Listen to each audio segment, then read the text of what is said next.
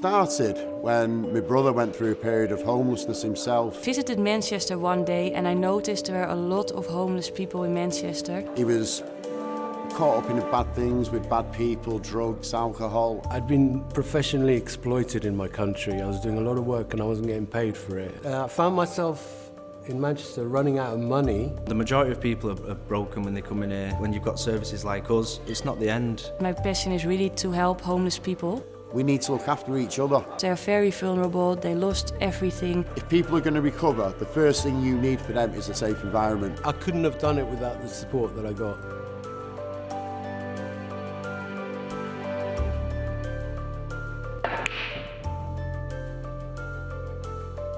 Supporting People in Need is a 20-bed single-room male accommodation where we support currently EU citizens, helping them get their ID, their documents, their status. We take in asylum seekers, non-EU clients, where it's just a place for them to stay for the time being until they get their application sorted. We are supported by the Bed for Every Night scheme, and now we support low to high needs residents. So I help them with different things, for example applying for documents if they come here without passport, and I help them to get in touch with the mental health team if needed. It's just all around their well-being and to make them ready to move on to their own accommodation or to support the accommodation if needed. The life in Supporting People in Need for a resident is obviously, like mentioned, a safe place for them to stay to begin with. And then the engagement will start where obviously we'll discuss jobs, we'll discuss mental health problems, we'll discuss any appointments with probation, and we'll try and link it all together so that people know where that person is staying. So if that person is staying here, obviously probation can attend, GPs, they'll be registered around the corner. It doesn't stop there.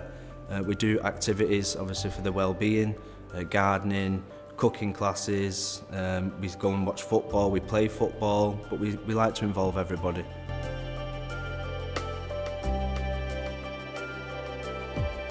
We started off very limited with what we had. It was a shell.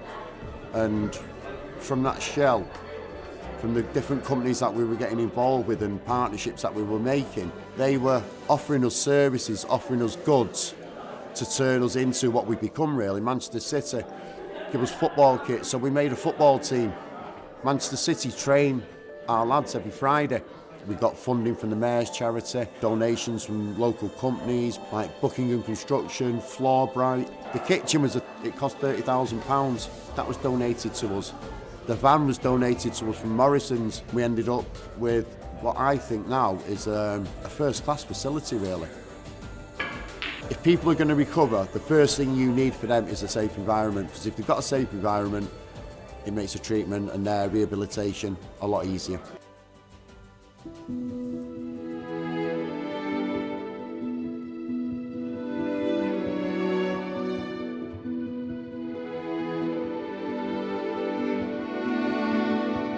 I'd been professionally exploited in my country. I was doing a lot of work and I wasn't getting paid for it.